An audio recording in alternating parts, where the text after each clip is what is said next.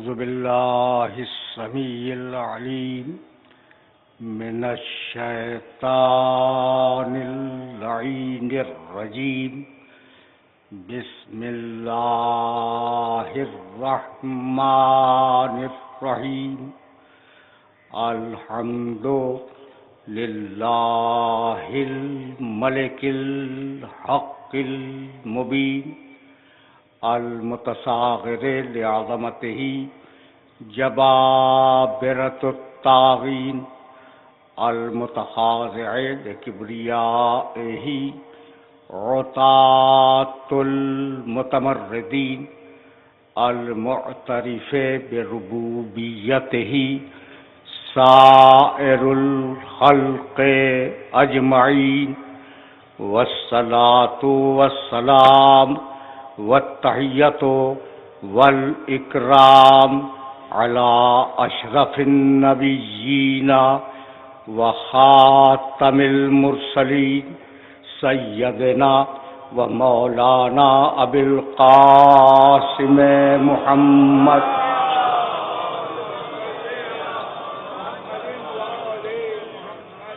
وأهل بيته الطيبين الطاهرين المعصومين المظلومين أما بعد فقد قال الله سبحانه وتعالى في محكم كتابه المبين بسم الله الرحمن الرحيم أقم الصلاة لدلوك الشمس إلى غسق الليل وقرآن الفجر إنا قرآن الفجر كان مشهودا ومن الليل فتهجد به نافلة لك عسى أن يبعثك ربك مقاما محمودا صلوات.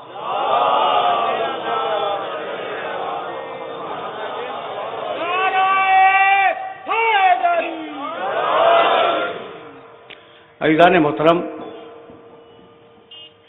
مقام محمود اور صدق و حق کے عنوان سے ہم نے جس سلسلے گفتگو کا آغاز کیا ہے وہ سلسلہ گفتگو اپنے دوسرے مرحلے میں داخل ہو رہا ہے. اقیم الصلاۃ لدلوک الشمس، نماز قائم کرو غروب کے وقت سے لے کر الی غسق اللیل، رات کے اندھیرے تک. غروب کا وقت، رات کا اندھیرا. وقرآن الفجر، اور صبح میں بھی نماز قائم کرو. تو وقت بتلایا قرآن نے کہ زوال کے بعد نماز قائم کرو، رات کے وقت نماز قائم کرو، اور صبح کے وقت نماز قائم کرو.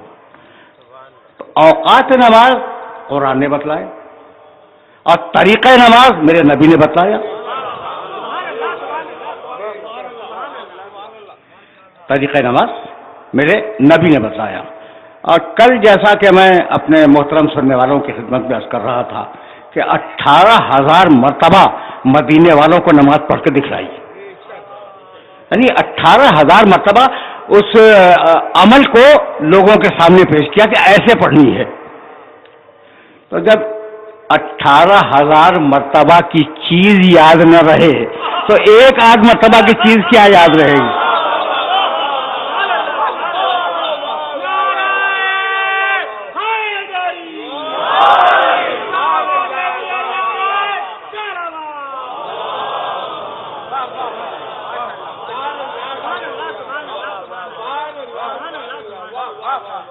ظاہر ہے کہ موضوع کے تقاضوں کو پورا ہونا ہے اور سلسلہ فکر کو اس مقام سے بہت آگے بڑھ جانا ہے. تو نماز کا وقت بتلایا قرآن نے، نماز کا طریقہ بتلایا میرے نبی نے، اور نماز پڑھ کے دکھلا دی کہ صلو کما رأیتمونی اصلی، جیسی میں پڑھ رہا ہوں ویسے تم پڑھو. اور اب جب مسلمانوں کا معاشرہ بن گیا تو اب ضرورت ہوئی کہ دور دراز کے علاقوں میں جو مسلمان پائے جاتے ہیں انہیں نماز کے لیے بلایا جائے. تو اب اذان سامنے آئی.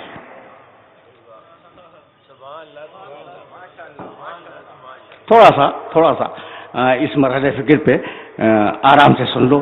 اذان سامنے آئی اذان میرے عقیدے کے مطابق وحی الہی سے آئی ہے. ٹھیک ہے، کچھ روایات پائی جاتی ہیں کہ بعض لوگوں کے مشورے سے اذان کی ایجاد ہوئی، لیکن چونکہ میں دین خدا کو مشوروں کا پابند نہیں سمجھتا،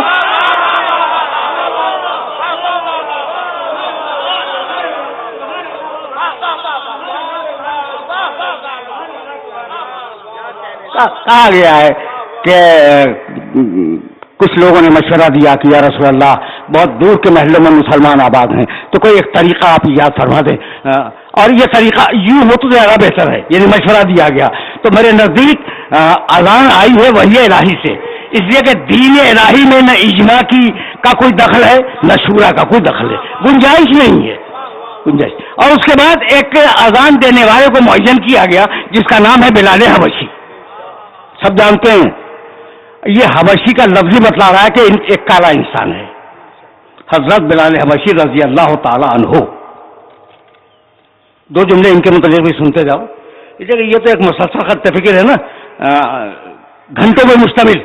تو اب یہ چیزیں میرے سننے والوں کے ذہن میں محفوظ ہو جائیں تو میں سمجھوں گا میری محنت سے عورت ہو رہی ہے. کالا انسان، اچھا حضرت بلال رضی اللہ تعالیٰ عنہ کے شجرے کا بھی پتہ نہیں. اچھا غلام، وہ آزاد عربوں کا معاشرہ، اس میں غلام شکل کالی اور صحیح عربی بھی بول نہیں سکتا.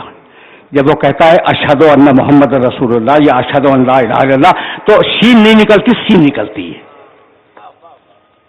ٹھیک ہے، ایسے آدمی کو پیغمبر اکرم نے مؤذن بنا دیا. ٹھیک، کتنے اچھے عرب تھے صدر اسلام کے، اور کتنے خوبصورت مسلمان تھے صدر اسلام کے، کہ جو رسول نے کر دیا اس کو چیلنج نہیں کیا کسی نے. بھائی میرا میسج پہنچ گیا یا نہیں؟ بھائی بلال کو معین کر دیا، کوئی سرخ و سفید عرب کو معین کر دیتے، کوئی اچھے شجرے والے کو معین کر دیتے. نہ شجرا ٹھیک، نہ شکل اچھی، نہ لہجہ ٹھیک. اب رسول نے معین کر دیا تو معین کر دیا. کہا بلال گلدستہ اذان پہ کھڑے ہو جاؤ. تو جسے رسول نے گلدستہ اذان پہ کھڑا کر دیا، کسی کی ہمت نہیں کہ اسے ہٹا سکے. تو اب رسول جسے منبر غدیر پہ بٹھا کے چلا جائے.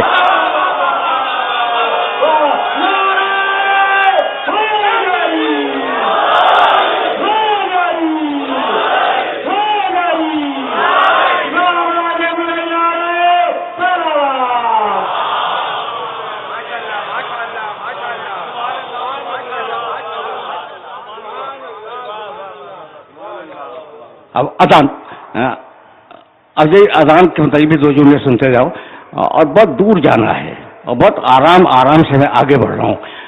اذان اتنی عجیب عبادت ہے، اتنی عجیب عبادت ہے کہ واحد عبادت ہے پورے اسلام میں، واحد عبادت ہے جو شروع ہوتی ہے اللہ کے نام سے اور ختم ہوتی ہے اللہ کے نام پر. سوچ رہے ہو نا، روزانہ اذان دیتے ہو، کہاں سے شروع کرتے ہو؟ اللہ اکبر. ختم کہاں کرتے ہو؟ لا الہ الا اللہ. تو اللہ سے یہ عبادت شروع ہوئی، اللہ کے لفظ سے، اور اللہ ہی کے لفظ پر یہ عبادت ختم ہوئی. اتنی عظیم اور اتنی شریف عبادت ہے. توجہ رکھنا، یہی سبب ہے کہ جب بچے پیدا ہوتے ہیں مسلمان گھرانوں میں تو ان کے کان میں عقائد ہے نا، اذان میں عقائد ہیں، ان کے کان میں اذان اور اقامت کہی جاتی ہے نا. بھائی بہت توجہ رکھنا، اس لیے کہ میں آرام سے آگے بڑھ رہا ہوں اور کہیں تمہیں لے کے جاؤں گا، لیکن ابھی وہ منزل دور ہے. اچھا، تو اب ہم نے شروع کیا اللہ اکبر اور ختم کیا لا الہ الا اللہ پر. اللہ سے شروع ہوئی، لفظ اللہ سے، اور لفظ اللہ پہ اذان ختم ہوئی. ہم نے بچوں کے کانوں میں اذان بھی ڈال دی، اقامت بھی ڈال دی، تاکہ پیدائش کے وقت سے عقیدہ اسے کانوں میں پڑ جائے. ٹھیک، اور جب مرا انسان تو اسے تلقین پڑھائی، پھر عقیدہ سمجھایا. یعنی جب توجہ رکھنا، جب گہوارے میں آیا تو عقیدہ بتلایا، جب گور میں گیا گور یعنی قبر. جب گور میں گیا، لحد میں گیا تو عقیدہ بدلایا. یہی ہے نا.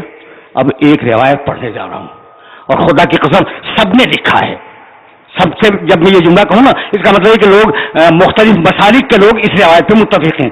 تو کب سکھایا عقیدہ؟ گہوارے میں. ٹھیک. اور پھر کب سکھایا؟ گور میں. بس میرے نبی نے کہا اطلبوا العلم من المہد الی اللحد. علم حاصل کرو گہوارے سے گور تک. اس پر عمل ہمارے فرقے کے علاوہ کوئی نہیں کرتا.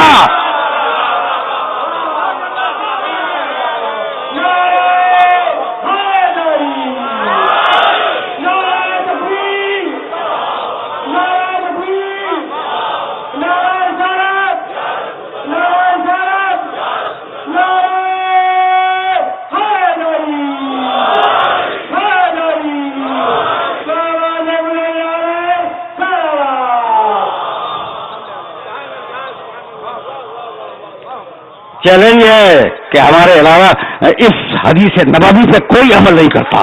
بھائی اب آگے بڑھے. اذان ختم ہوئی، اقامت ختم ہوئی اور اب اللہ اکبر. اور اب میرے نبی نے آواز دی لا صلاۃ الا بفاتحۃ الکتاب.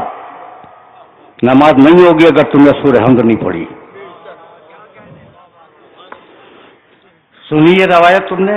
بہت متفق بین الفریقین روایتیں سنا رہا ہوں جسے سب مانتے ہوں. لا صلاۃ الا بفاتحۃ الکتاب. نماز پڑھنی ہے تو نماز میں سورہ حمد پڑھو. اگر کوئی اور سورہ پڑھ دیا تو وہ ہم قبول نہیں کریں گے. بھائی عجیب ہے. میرا جی چاہتا ہے کہ میں جب نماز شروع کروں تو سورہ رحمان مجھے بہت پسند ہے.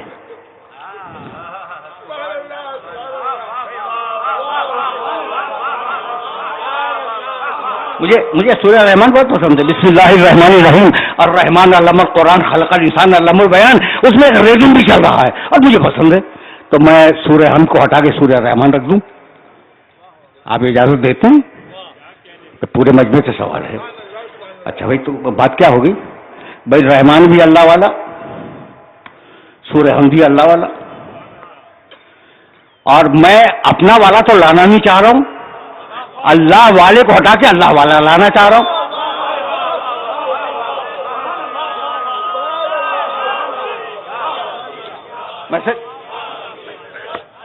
میرا میسج پہنچ رہا ہے؟ بھائی آپ مجھے اجازت دیجیے. چلیے سورہ رحمان آپ کو پسند نہیں ہے تو آپ سورہ یاسین پڑھ لیجیے سورہ حمد کی جگہ پہ. وہ بھی اللہ والا ہے. بھائی ٹھیک ہے نا. سورہ بقرہ پڑھ لیجیے، بہت بڑا سورہ ہے، وہ بھی اللہ والا ہے. تو یعنی عجیب مرحلہ فکر یہ ہے، عجیب مرحلہ فکر یہ ہے کہ میں اگر یہ چاہوں کہ اللہ والے کو ہٹا کر دوسرا اللہ والا لے آؤں تو یہ بھی حرام ہے. تو آپ اللہ والے کو ہٹا کر اپنا والا کہاں سے لے کے آ گئے؟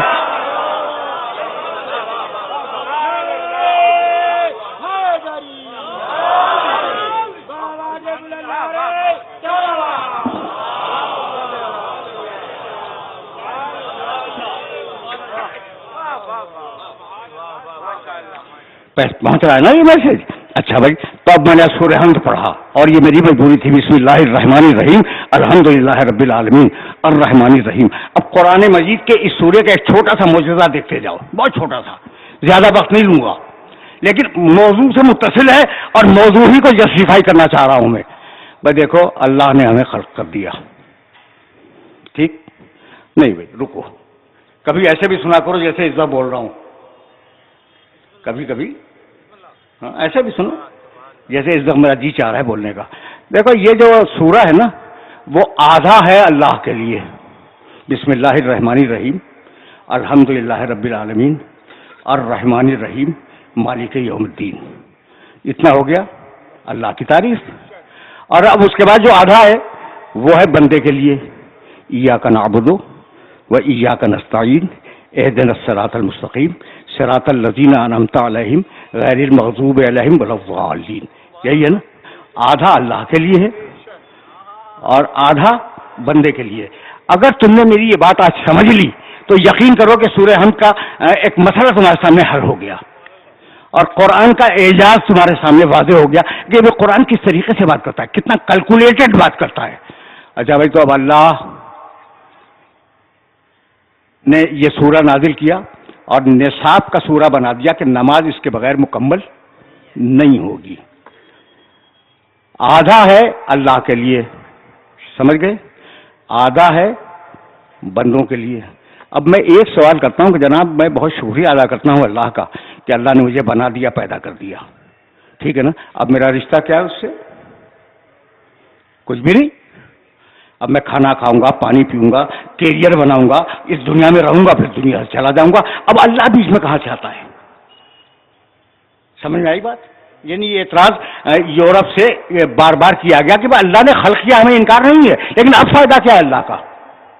اب تو اللہ کا کوئی فائدہ نہیں، اس لیے وہ پیدا کر چکا، ڈن. تو اب ہمارا ربط اللہ سے کیا ہے؟ خدا کی قسم اس بات کو سوچنا.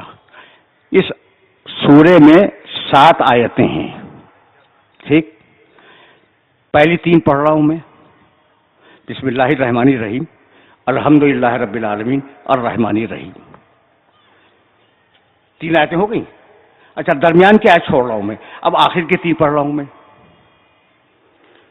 ایاک نعبد و ایاک نستعین اہدنا الصراط المستقیم صراط الذین انعمت علیہم غیر المغضوب علیہم ولا الضالین. یہ دونوں ٹکڑے سن لیا تم نے؟ 3 اللہ سے متعلق، 3 بندوں سے متعلق. درمیان میں کیا رکھا ہے؟ مالک یوم الدین ہے نا درمیان میں. بھائی یہی تو پالیسی میکنگ ہے. بندوں اور خدا کے درمیان میں اگر کوئی واسطہ ہے تو وہ قیامت کا ہے، جانا اسی کی بارگاہ میں.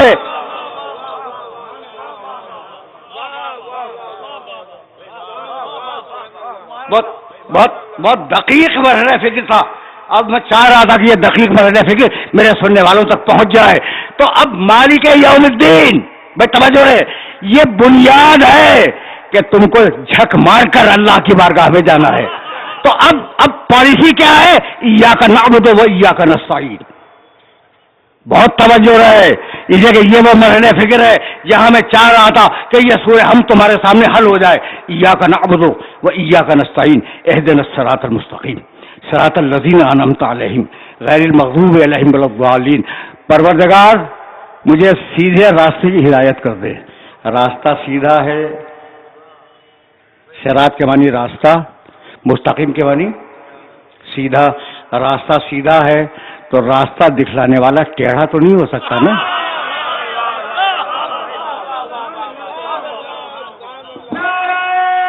وہ بھی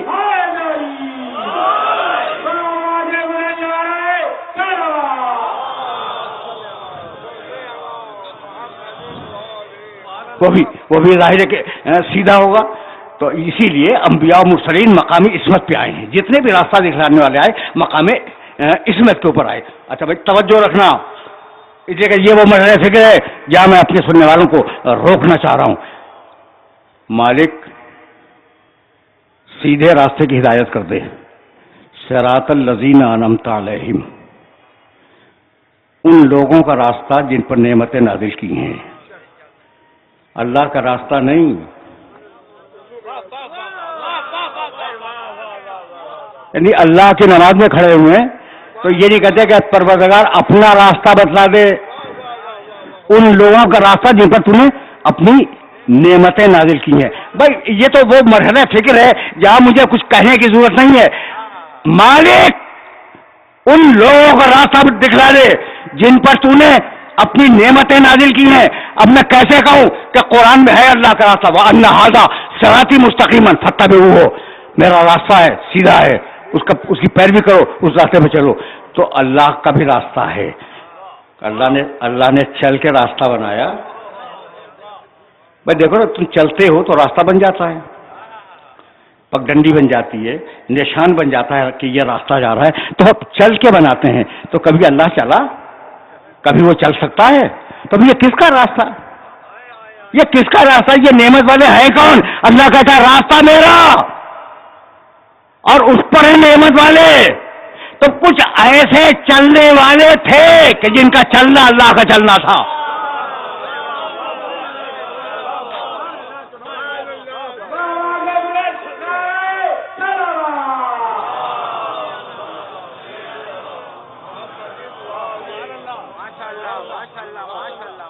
کچھ ایسے چلنے والے تھے جن کا چلنا اللہ کا چلنا تھا.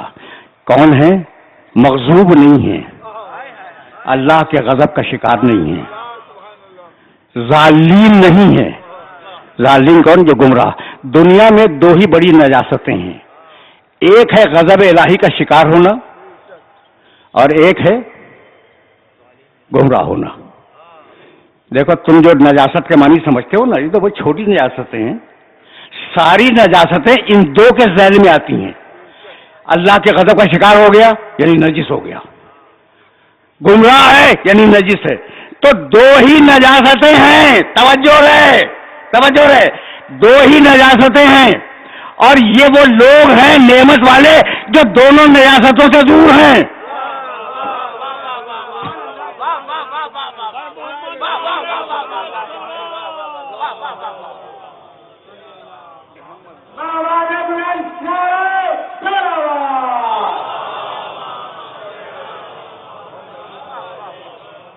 میں یہ چاہ رہا تھا کہ مجھے اپنی تائید میں کوئی حدیث نہ پڑھنی پڑے، کوئی آیت نہ پڑھنی پڑے، کامن سینس سے یہ بات واضح ہو جائے.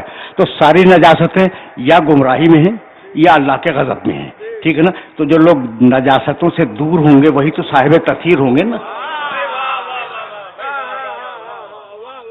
اگر حدیث پڑھ دیتا تم کہتے بھائی دیکھو یہ حدیث لے آئے، تو میں کامن سینس سے تمہارے سامنے ایک بات اسٹیبلش کرنا چاہ رہا تھا. اچھا بھائی، تو اب کچھ ہیں جو صاحبان تطہیر ہیں، بہت دور جانا ہے.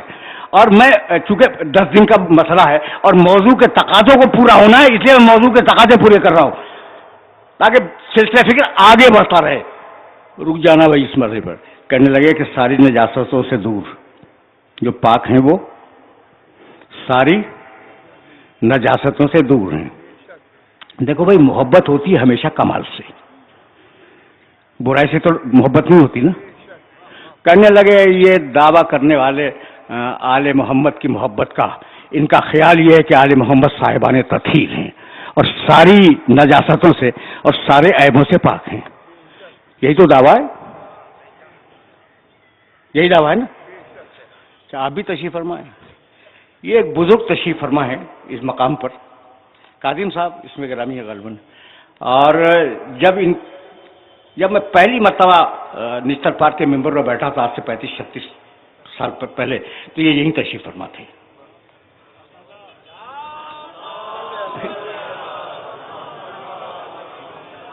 اور ان کی جگہ بھی مخصوص ہے.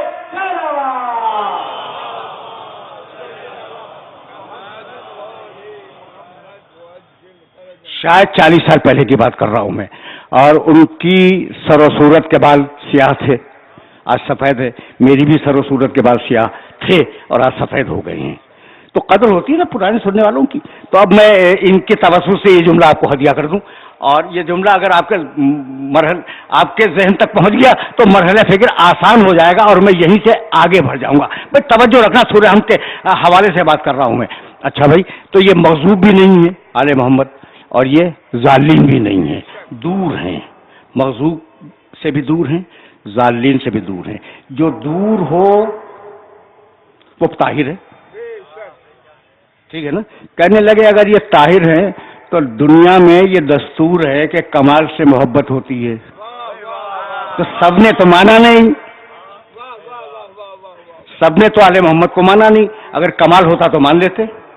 اعتراض سمجھ میں آ گیا؟ اعتراض سمجھ میں آیا؟ اگر آ گیا تو جواب دوں گا، ورنہ نہیں دوں گا، جواب ہی نہیں دوں گا.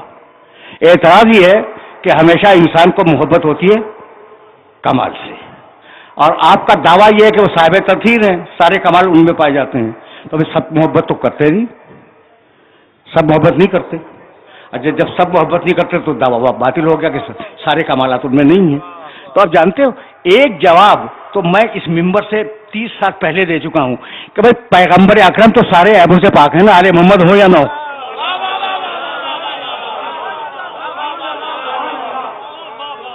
آل محمد سارے عیبوں سے پاک ہو یا نہ ہو، پیغمبر تو ہے نا، تو سب نے تو نہیں مانا اور سب نے محبت بھی نہیں کی. تو جو جواب وہاں دو گے وہ جواب آل محمد کے لیے دے دو.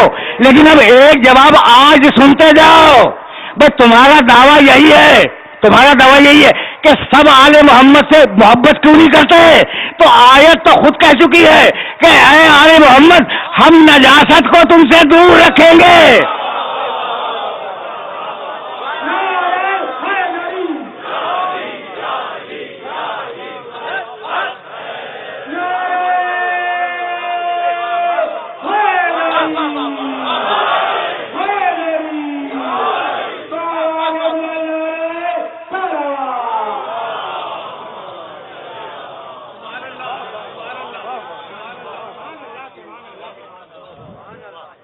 بھائی بات پہنچ رہی ہے نا؟ تو غیر المغضوب علیہم ولا الضالین، اور درمیان میں کیا رکھا؟ ایاک نعبد۔ اب میں آگے بڑھ رہا ہوں یہاں سے، اور سننا بھائی سننا اس لیے کہ میں بار بار یہ جملہ کہہ رہا ہوں کہ موضوع کے تقاضے ہیں، اور موضوع کے تقاضوں کو پورا ہونا ہے۔ ایاک نعبد و ایاک نستعین، بس تیری عبادت، بس تجھ سے مدد۔ سن لیا؟ روز پڑھتے ہو، 5 وقت کی نماز میں پڑھتے ہو کہ عبادت صرف اللہ کی، مدد صرف اللہ سے، ٹھیک ہے نا؟ یہی ہے ایاک نعبد، بس تیری عبادت کسی اور کی نہیں، و ایاک نستعین، اور بس تجھ سے مدد کسی اور سے نہیں۔ اب یہ 2 ٹکڑے ہیں نا، ایاک نعبد عبادت اللہ کی، ایاک نستعین مدد اللہ سے۔ اچھا بھائی میں کھڑا ہوا اللہ کی عبادت کرنے کے لیے، اذان دی، جب میں آگے بڑھا اذان دیتا ہوا تو بیچ میں آیا اشہد ان محمدن رسول اللہ، آیا نہیں آیا؟ پھر میں اذان دینے کھڑا ہوا، اذان میں بھی درمیان میں آ گیا اشہد ان محمدن رسول اللہ، عبادت فقط اللہ کی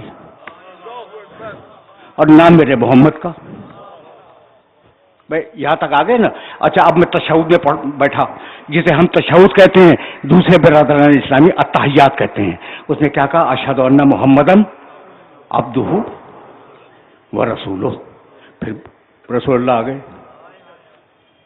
دیکھ رہے ہو؟ عبادت فقط اللہ کی، پروردگار فقط تیری عبادت، نام آ رہا ہے محمد کا۔ اچھا السلام علیکم ایھا النبی، اگر نبی سن نہیں رہا ہے تو جملہ بیکار ہے۔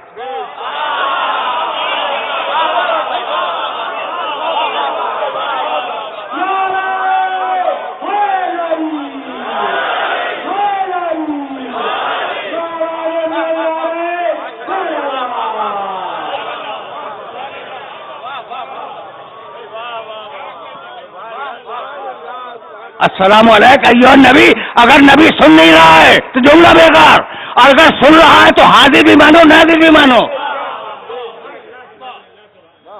بھائی بہت توجہ رہے۔ تو ایاک نعبد، عبادت فقط تیری کسی اور کی نہیں، اور اس عبادت میں بار بار ذکر محمد۔ تو اب میں جملہ کہوں بھائی تم ایاک نعبد سے ذکر محمد نکال دو، ہم ایاک نستعین سے ذکر علی نکال دیں گے۔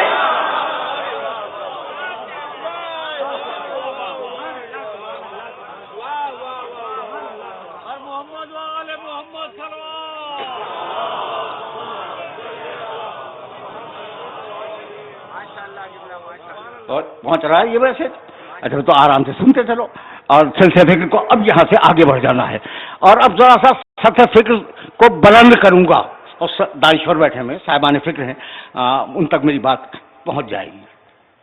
عبادت صرف اللہ کی، اور اب یہی خدا کی قسم یہی پالیسی ہے تخلیق انسانی کی، عبادت۔ اگر یہ سمجھ گئے تو میری آج کی محنت سوارت ہے۔ عبادت بس اللہ کی، اور پیدا کیا ہے اسی لیے۔ سورہ بنی اسرائیل میں کہا وَقَضَىٰ رَبُّكَ أَلَّا تَعْبُدُوا إِلَّا إِيَّاهُ، فیصلہ ہے تمہارے اللہ کا کہ اس کے علاوہ کسی کی عبادت نہیں ہوگی۔ سورہ بنی اسرائیل۔ سورہ زاریات میں کہا وَمَا خَلَقْتُ الْجِنَّ وَالْإِنسَ إِلَّا لِيَعْبُدُونِ، میں نے جنوں کو اور انسانوں کو فقط اپنی عبادت کے لیے پیدا کیا۔ 2 سورہ ہجر میں کہا وَاعْبُدْ رَبَّكَ حَتَّىٰ يَأْتِيَكَ الْيَقِينُ، عبادت کرو اپنے رب کی یہاں تک کہ موت آ جائے۔ دیکھ رہے ہو؟ سورہ یاسین میں آواز دی الم اعہد الیکم یا بنی آدم ان لا تعبدوا الشیطان انہ لکم عدو مبین وان اعبدونی، ھذا صراط مستقیم. اے آدم کے بیٹو، ہم نے کیا تم سے عہد نہیں لیا تھا کہ تم شیطان کی پیروی نہیں کرو گے؟ وہ تمہارا دشمن ہے، بس میری عبادت کرو، یہی صراط مستقیم ہے.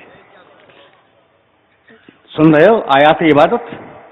یہ عبادت کی آیتیں پہنچ رہی ہیں. اور اب سورہ قریش میں آواز دی، بسم اللہ الرحمن الرحیم، لإیلاف قریش ایلافہم رحلۃ الشتاء والصیف فلیعبدوا رب ھذا البیت الذی اطعمہم من جوع وآمنہم من خوف. بس اللہ کی عبادت کرو، خوف امن سے بدل جائے گا، بھوک سیری سے بدل جائے گی. عبادت کرو اللہ کی. یہاں تک آگے میرے ساتھ بہت آرام سے آئے ہو. اب دیکھو یہ جو مشکل مرحلے ہیں، اگر تمہارے سامنے قرآن مجید اور حدیث مبارک کے مشکل مسئلے نہ رکھوں تو کیا ان کے سامنے جا کر رکھوں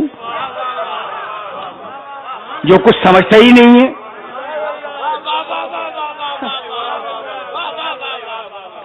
بس ظاہر ہے کہ مشکل مسائل تمہارے سامنے تو پیش کیے جائیں گے نا، ہے نا؟ تو اب یہ مشکل مسئلہ سننا، اب بہت مشکل بھی نہیں ہے تو میں کہیں لے جاؤں گا. تو مقصد تخلیق انسانی عبادت، اللہ کی ڈیمانڈ ہے عبادت کرو، اللہ کا مطالبہ ہے عبادت کرو، اور جتنی بھی کرو وہ کم ہے. یہاں تک آگے میرے ساتھ، اللہ کا مطالبہ عبادت کرو، جتنی بھی کرو گے وہ کم ہے، اس لیے کہ مطالبہ ہی یہ ہے کہ عبادت کرو. اچھا عبادت کا مطلب فقط نماز پڑھنا نہیں ہے، اب میں گریٹر اسکوپ پہ بات کر رہا ہوں. عبادت اس کی مرضی کے مطابق زندگی گزارنا. اب میں بتاؤں خدا کی قسم یہ عبادت اتنی مشکل چیز ہے کہ صبر کرنا عبادت ہے، صبر کرنا عبادت ہے. اور حضرت ایوب علیہ السلام بڑے صابر مشہور ہے، صبر ایوب مشہور ہے، لیکن اللہ نے ان سے یہ نہیں کہا کہ ایوب تم نے بہت صبر کیا اب بس کرو، نہیں کہا، خدا کی قسم نہیں کہا، کہیں نہیں ہے.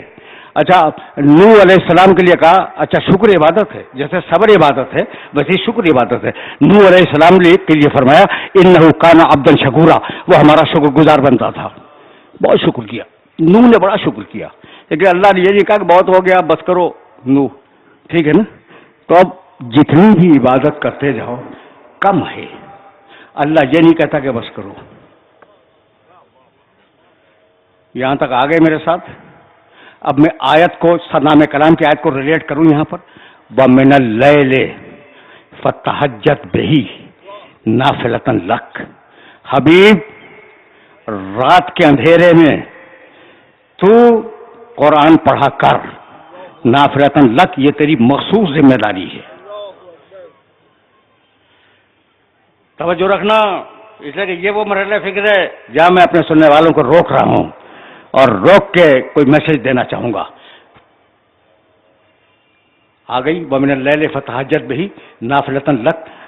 رات کے اندھیرے میں حبیب تو قرآن پڑھ. یہ ہے نماز شب جو پڑھی جاتی ہے، اور ہم پر تو مستحب ہے اور انتہائی فضیلت ہے نماز شب کی. کبھی پڑھ کے دیکھنا کہ یہ کیا چیز ہے. خدا کی قسم کسی امت کو اللہ نے ایسی چیز نہیں دی.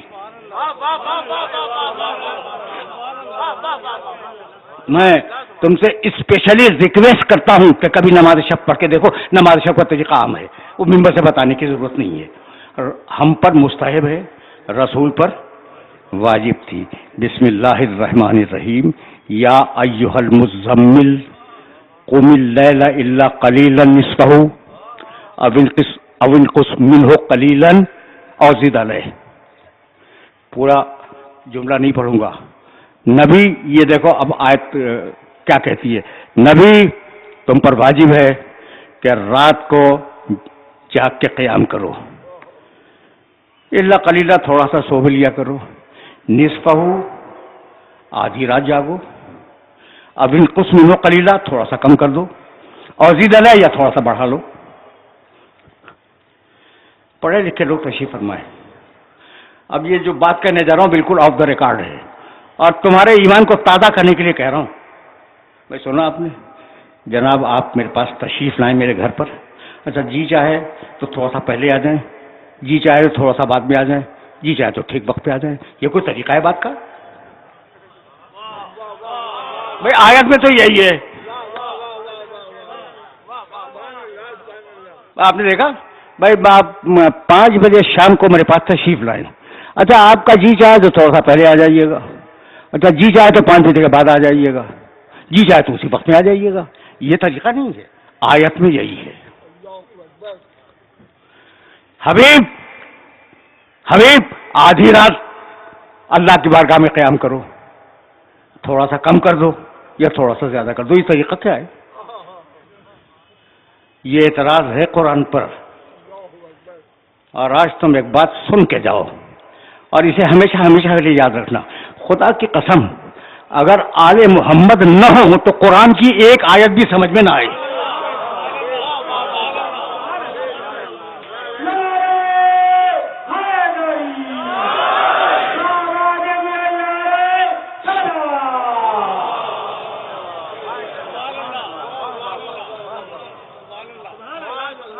جب آپ کی سمجھ میں آ گیا اعتراض تو سمجھ میں آ گیا نا.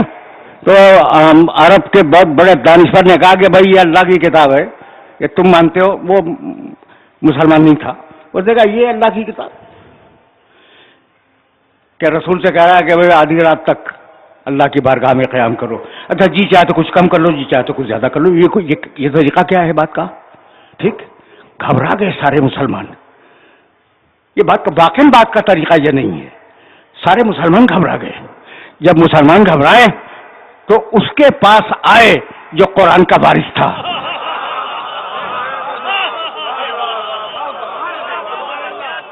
اچھا بھی اب روکیں. ایک بہت پڑھے لکھے شہر کا بہت پڑھا لکھا مجمع میرے سامنے بیٹھا ہے. مجھے اگر تمہارے ذہن میں کوئی جواب آ رہا ہو تو بتلا دو. میں انتظار کر رہا ہوں. کوئی جواب اگر تمہارے ذہن میں آ رہا ہے تو مجھے بتلاؤ. آ رہا ہے کوئی جواب؟ میں آپ میرے گھر تشریف لائیں 5 بجے. جی چاہے تو 4:45 بجے آ جائیے گا, جی چاہے تو 5:15 بجے آ جائیے گا. اگر ٹھیک وقت پہ آ جائیں تو کیا کہنا ہے. سبحان اللہ. بھائی یہی ہے نا کہ آدھی رات تک قیام کرو, جی چاہے کم کر لو, جی چاہے زیادہ کر لو. بھائی بات تو وہی ہوئی نا. خدا کی قسم کا فرزند رسول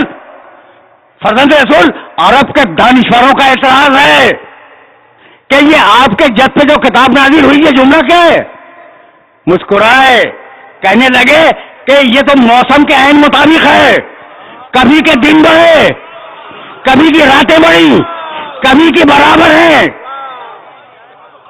کبھی راتیں چھوٹی ہوتی ہیں, کبھی راتیں بڑی ہوتی ہیں, کبھی راتیں برابر ہوتی ہیں. جب برابر ہو تو آدھی رات تک, جب چھوٹی ہو جائے تو کم کر لو, جب لمبی ہو جائے تو زیادہ کر لو.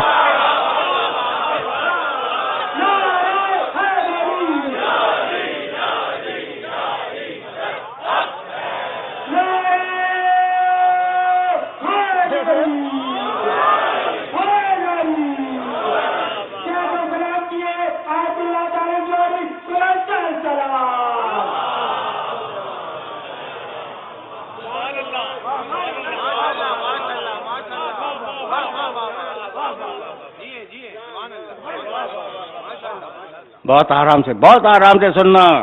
اچھا تو واجب کیا نا پیغمبر پر رات کو کھڑا ہونا. فتحجد ومن اللیل فتحجد بہی, واجب ہے. حبیب رات کے ایک حصے میں تم اللہ کی بارگاہ میں قرآن کے ساتھ کھڑے ہو جاؤ, تلاوت کرو. یہ ہے نماز شب.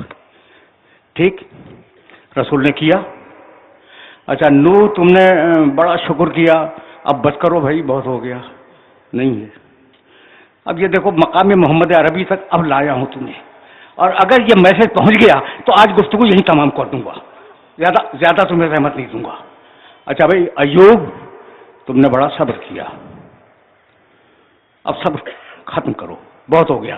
میری ڈیمانڈ سے زیادہ ہو گیا. نہیں کہا نا کسی نبی کو پروردگار نے یہ نہیں کہا کہ تمہاری عبادت میرے مطالبے سے زیادہ ہو گئی.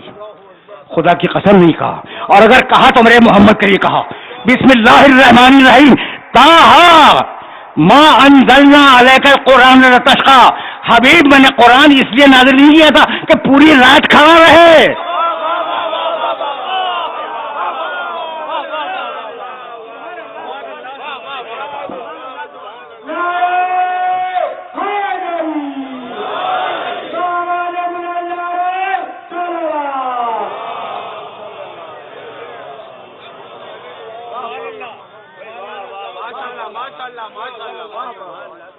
حبیب توجہ رکھنا، حبیب ہم نے ما انزلنا علیک القرآن لتشقی، کہ تم پوری رات کھڑے رہو، اللہ کے مطالبے سے زیادہ ہے یا نہیں؟ جیسا باپ ویسی اولاد، جیسا نبی ویسی ذریت، پوری تاریخ انبیاء میں کوئی نہیں ملا جو اللہ کے مطالبے سے زیادہ کر کے دکھلا دے۔ اگر ملا ہو تو بتلا دو۔ پوری تاریخ انبیاء میں ایک نہیں ہے جو اللہ کے مطالبے سے زیادہ کر کے دکھلا دے سوائے میرے نبی کے۔ کہا ما انزلنا علیک القرآن لتشقی، اب تم تک ایک میسج پہنچاؤں گا اور وہ میسج پہنچ گیا پھر میں آگے بڑھوں گا۔ جیسا نبی ویسی ذریت، نبی نے اللہ کے مطالبے سے زیادہ کیا نا، ٹھیک؟ اب ذریت کو دیکھا، دیکھو بھائی قرآن میں ہے یسألونک ماذا ينفقون، پڑھے لکھے ہو اس لیے یہ حوالہ دے رہا ہوں، اور آج میں نے ذرا ڈفرینٹ طریقے سے بات کی ہے، اور ضروری نہیں ہے کہ ہر روز اس طریقے سے بات ہو، لیکن اب جب یہاں تک آ گیا ہوں تو یہ جملہ ضرور کہوں گا، پھر دوہرا رہا ہوں کہ رسول نے اللہ کے مطالبے سے زیادہ عبادت کر کے دکھلائی۔ اور اب دکھلاؤں نبی کی اولاد، یسألونک ماذا ينفقون قل العفو، قرآن میں یہ جملہ ہے کہ یا رسول اللہ یہ بتلائیے کہ جو بار بار قرآن کہتا ہے اللہ کی راہ میں خرچ کرو، اللہ کی راہ میں خرچ کرو، تو کتنا خرچ کریں؟ اللہ نے جواب دیا قل العفو، تمہاری ضرورت سے جو بچ جائے وہ خرچ کرو۔ میرے پاس بہت پڑھے لکھے لوگ موجود ہیں، بہت پڑھا لکھا مجمع میرے سامنے ہے، وہ جملہ پھر دوہرا رہا ہوں، آپ کے لیے نہیں، آپ تو سمجھ گئے بات کو، یہ جو نوجوان چھوٹے چھوٹے بچے بیٹھے ہوئے نا ان کے لیے دوہرا رہا ہوں۔ بھائی اللہ کا مطالبہ کیا تھا؟ رات کو قرآن پڑھو، رسول نے مطالبے سے زیادہ کیا، ٹھیک ہے نا؟ اور اولاد وہ جو نقش قدم پہ چلے۔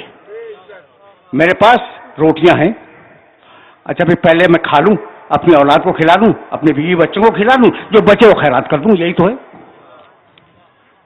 ابھی نہیں پہنچے، بات ختم ہو گئی۔ میرے پاس روٹیاں ہیں، میں بچوں کو کھلا لوں پھر خیرات کروں۔ تنہا آل محمد ہیں جو اللہ کے مطالبے سے زیادہ ساری روٹیاں مسکینوں کو، یتیموں کو، فقیروں کو دے دیتے ہیں۔ بس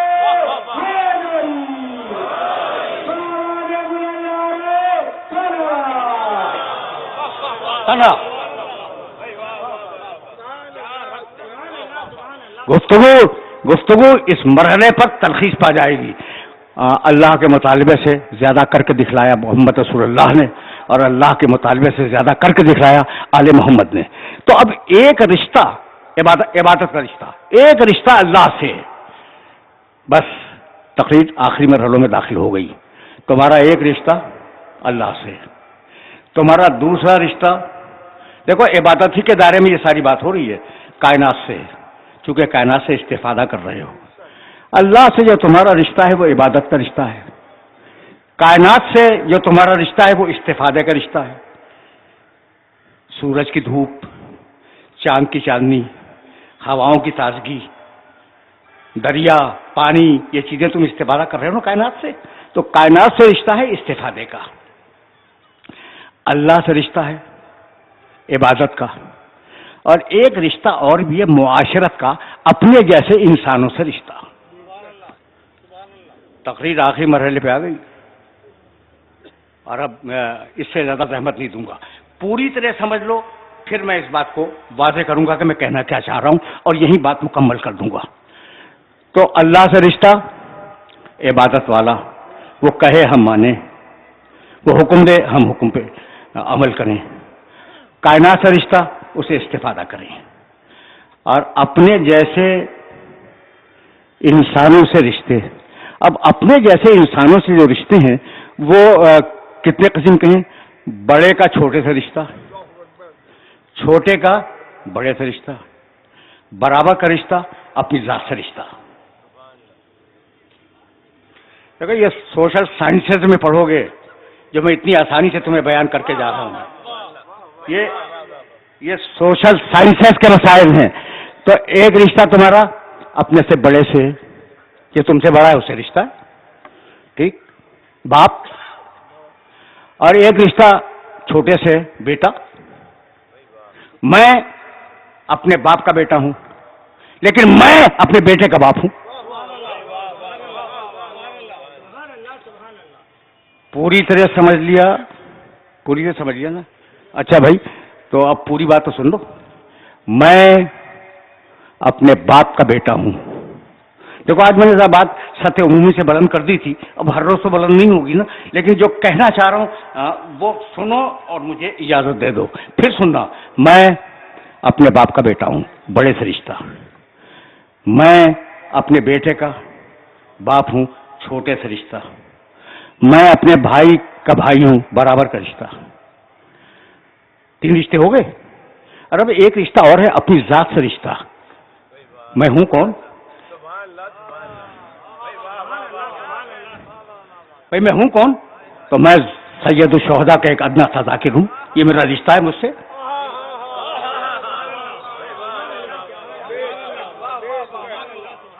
پوری بات محسوس کرو، پوری بات محسوس کرو، پھر میں آگے جاؤں گا. میں اپنے باپ کا بیٹا ہوں، اپنی مثال دے رہا ہوں میں، بڑے سے رشتہ. میں اپنے بیٹے کا باپ ہوں، تو ایک میرا رشتہ باپ کا ہے، ایک میرا رشتہ بیٹے کا ہے. 2 رشتے ہو گئے. میں اپنے بھائی کا بھائی ہوں، برابر کا رشتہ ہے. اور میں سید الشہداء کا ایک ادنا ذاکر ہوں، میرا اپنا ذات سے رشتہ ہے. 4 ہی تو رشتے ہوتے ہیں نا، 5واں کوئی نہیں ہوتا. سن لیا بھائی؟ سبحان اللہ تو فرما رہے ہیں. نکلا کیا اس میں سے؟ یہ جو میں بار بار دوہرا رہا ہوں بھائی، اس میں کیا نکلا؟ اور یہی میرا آخری جملہ ہے، اور اس کے بعد ظاہر ہے میں صاحب کے چند جملے تو عرض کروں گا. پھر سننا. یہ جو نوجوان بائیں طرف بیٹھے ہیں نا، بہت سے، انہیں مخاطب کر رہا ہوں.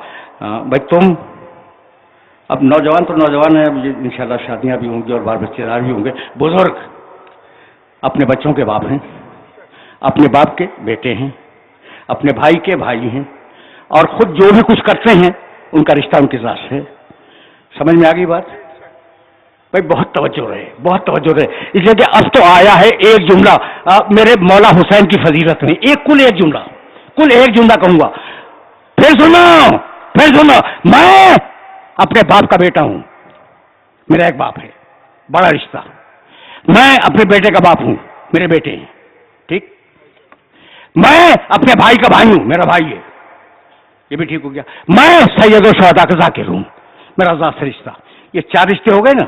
5واں کوئی رشتہ نہیں ہوا کرتا، 5واں کوئی نہیں رشتہ. اب چلو حسین کی طرف. باپ امام، 9 بیٹے امام، برابر کا بھائی امام اور خود امام.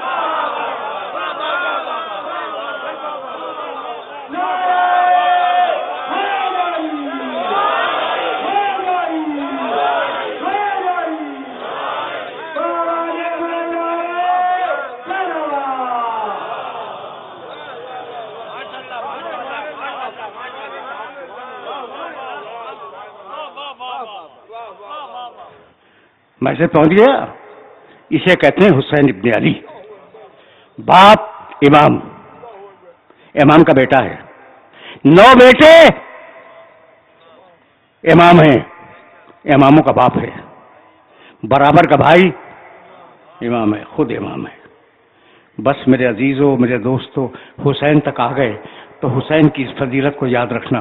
ایک دن، پورا واقعہ بہت لمبا ہے اور علماء نے اسے بڑی تفصیل کے ساتھ حسنین کا واقعہ لکھا ہے. میں تو صرف حسین کے حوالے سے ایک جملہ کہوں گا اور تقریر تمام ہو جائے گی. بس حسین ابن علی.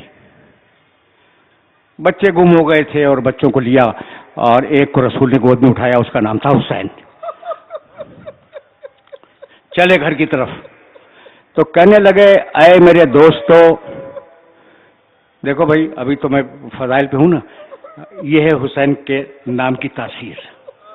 سزائیں بلند ہو گئی، لیکن یہ جملہ سن لو.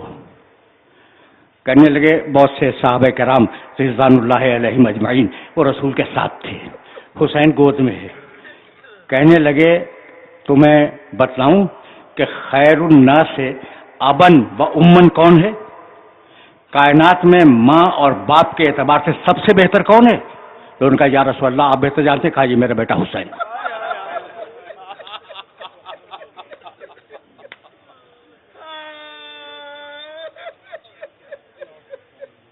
خیر الناس سے ابن و امن، ماں اور باپ کے اعتبار سے جو بہترین ہے وہ کون ہے؟ کہنے لگے کہ یا رسول اللہ آپ بہتر جانتے ہیں. کہا میرا بیٹا حسین. دوسرا جملہ سنو گے؟ جملے بہت سے ہیں، میں تو صرف 2 جملوں کے لیے زحمت دے رہا ہوں. خیر الناس جدن و جدتن کون ہے؟ جس کا جد بھی خیر الناس ہو اور جس کی جدہ بھی خیر الناس ہو. بھائی جد کے معنی جانتے ہو؟ جد عربی زبان کا وہ لفظ ہے جو نانا اور دادا دونوں کے لیے استعمال ہوتا ہے. جو نانا اور دادا دونوں کے لیے استعمال ہوتا ہے عربی زبان میں جد. تو جد کے اعتبار سے خیر الناس کون ہے؟ کہا یا رسول اللہ آپ بہتر جانتے ہیں. کہا یہ میرا حسین. یعنی حسین کا نانا بھی سب سے اچھا، حسین کا دادا بھی سب سے اچھا، حسین کا نانا بھی سب سے اچھا، حسین کا دادا سب سے اچھا. حسین کے نانا کو تو سب جانتے، محمد رسول اللہ. حسین کا دادا کون تھا؟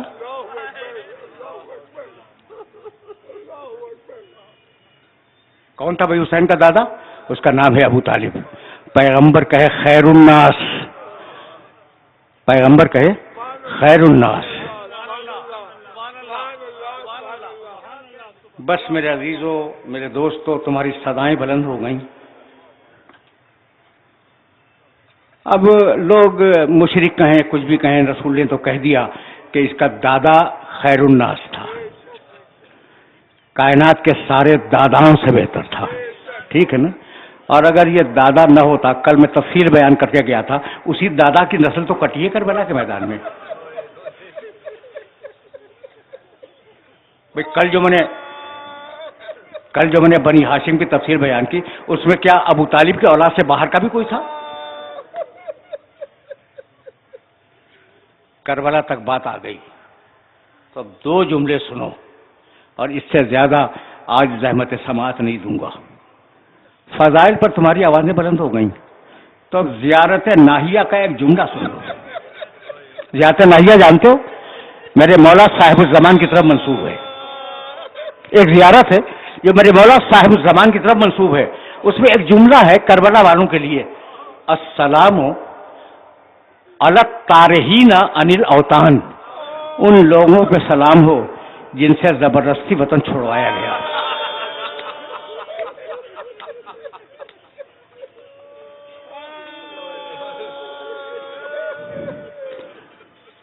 ان لوگوں پہ سلام ہو جن سے زبردستی وطن چھوڑوایا گیا. جو لوگ خوشی سے وطن چھوڑتے ہیں وہ روتے ہوئے نہیں جاتے. جب حسین ابن علی مدینے سے نکلے ہیں تو کون سا شخص تھا سفر کرنے والا جو گریہ نہیں کر رہا تھا؟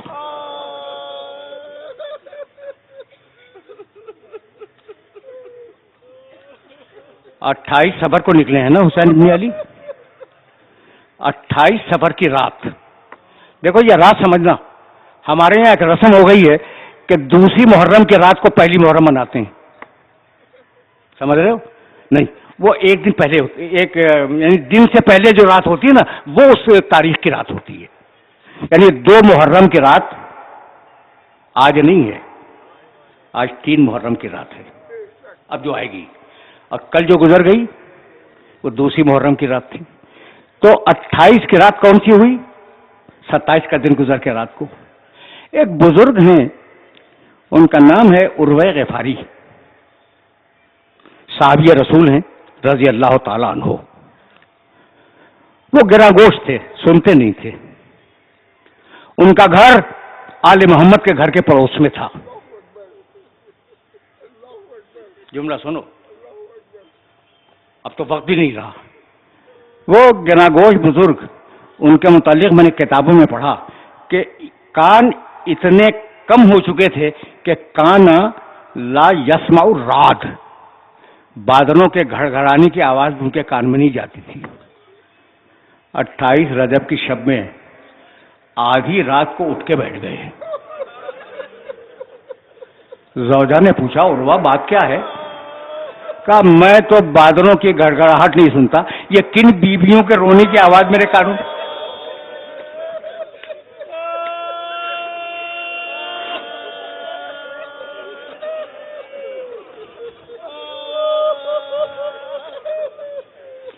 کہا عروہ یہ فاطمہ زہرا کی بیٹیاں رو رہی ہیں.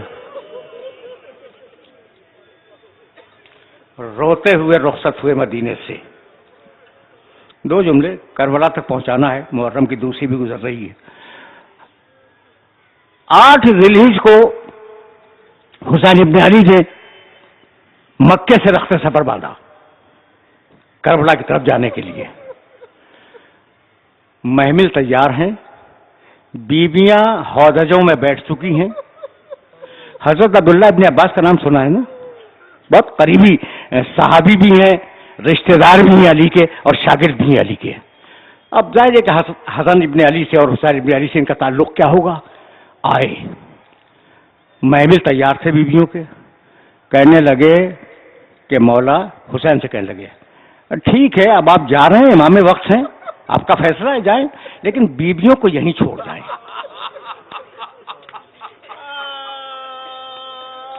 میں نے مقتل میں اس کے 2 جواب دیکھے.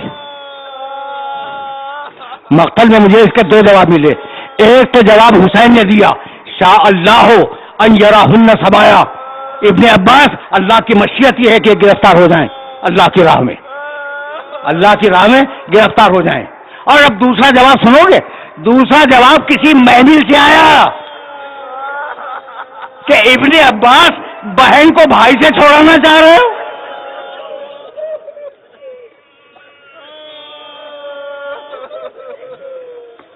اجرکم علی اللہ.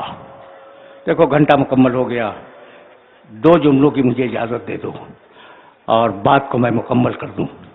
قافلہ چلا, محرم کی دوسری تاریخ آئی. ایک مقام پر حسین کے گھوڑے نے چلنے سے انکار کیا. بعض روایات کے مطابق 7 سواریاں بدلی ہیں حسین نے آگے بڑھنے کے لیے, اور کسی سواری نے چلنے پر رضامندی کا اظہار نہیں کیا, سب سر جھکائے کھڑی رہی. کہا عباس ذرا یہ گاؤں والوں کو تو بلاؤ. گاؤں والے آئے. کہا بھئی یہ تو بتلاؤ کہ اس گاؤں کا نام کیا ہے. کسی نے کہا یقال لہا غازریہ, اس کا نام غازریہ ہے. پھر پوچھا کوئی اور نام بتاؤ. کہا اس کا نام نینوا ہے. کسی اور سے پوچھا, کہا کہ ہاں فرزند رسول اس کا ایک نام ماریا بھی ہے. غازریہ, نینوا, ماریا. پھر اصرار کیا حسین نے کہ کوئی اور نام ہے. ایک بڈھا آگے بڑھا اور کہنے لگا فرزند رسول یقال لہا کربلا.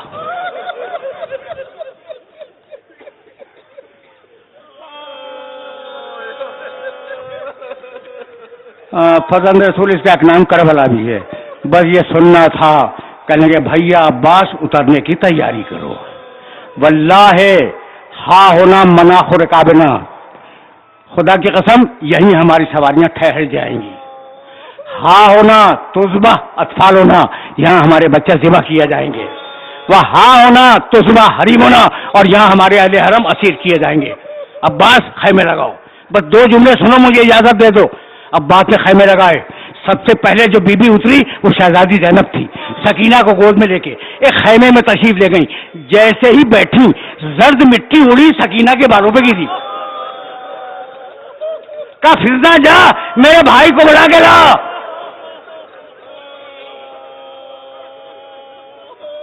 حسین آئے. کہا بھیا اس زمین سے تمہارے خون کی خوشبو آ رہی ہے, جتنی جلد ممکن ہو اس زمین سے نکل جاؤ. کہا بہن اب اس زمین پر قیامت تک کے لیے رہنا ہے. یہ کہہ کے بس 2 جملے سنو اور مجھے اجازت دے دو. یہ کہہ کے کہا عباس, میں نے تفصیلات چھوڑ دی ہے, عباس گاؤں والوں کو بلاؤ, ہم یہ زمین خریدنا چاہتے ہیں. گاؤں والے آئے, زمین کا مالک آیا. 4 مربع گز، بعض لوگوں نے اس سے زیادہ لکھا ہے. زمین 60,000 درہم میں خریدی. تحریر نامہ ہوا. جب تحریر لکھی جا چکی، بچی آخری جملہ سنو، تم رو چکے، محرم کی دوسری تاریخ ہے، کہنے کی ضرورت نہیں ہے. جب تحریر مکمل ہو گئی نا، تو حسین نے وہ زمین ان کو ہیبہ کر دی. بھائی یہ بتاؤ کیا حسین بغیر خریدے ہوئے نہیں رک سکتے تھے؟ میرا مولا امام ہے، اس نے زمین خرید لی تاکہ اب جو فوجی آئیں تو وہ جارے ہوں، ظالم کہلائیں. مالک بنے زمین کے، اور کہا اس مالک سے کہ یہ زمین میں نے تجھے ہیبہ کر دی. بس 3 شرطیں ہیں. یہ آخری شرطیں سنو، تم رو چکے 3 شرطیں ہیں. پہلی شرط تو یہ ہے کہ جب یزید کی فوجیں چلی جائیں تو ہمیں دفن کر دینا. دوسری شرط یہ ہے کہ اگر کوئی ہمارا نشان قبر پوچھتا ہوا آ جائے اسے بتلا دینا. اور تیسری شرط یہ ہے کہ اگر کوئی ہماری قبر کی زیارت کے لیے آئے تو 3 دن مہمان رکھنا.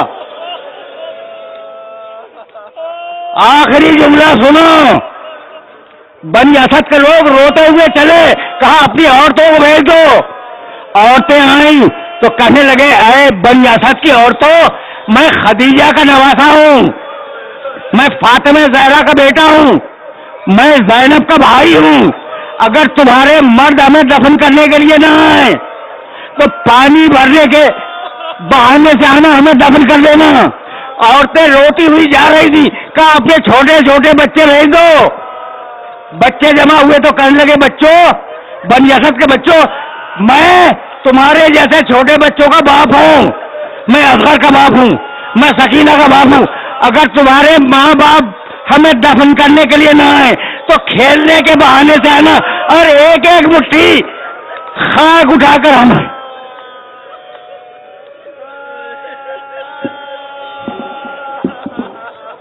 وَسَيَعْلَمُ الَّذِينَ ظَلَمُوا أَيَّ مُنقَلَبٍ يَنقَلِبُونَ رَبَّنَا تَقَبَّلْ مِنَّا إِنَّكَ أَنْتَ السَّمِيعُ الْعَلِيمُ.